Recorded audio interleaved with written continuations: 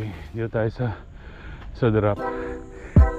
Actually, kung hindi mo pa natatry yung double drop sa BT, usually mga beginners, gaya ko last year, dito muna ako nag-practice. Pero ang gamit ko nun 27.5 lang na yung Santa Cruz Bronson ko. So ngayon 29 na, so hindi ko pa natatry, hindi ko lang susubukan.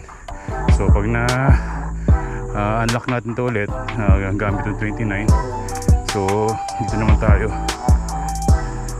try din natin to. So bali magkabilaan lang yan.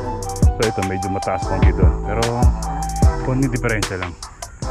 So ayan, para makita nyo lang yung tsura ng drop. So try natin, tara.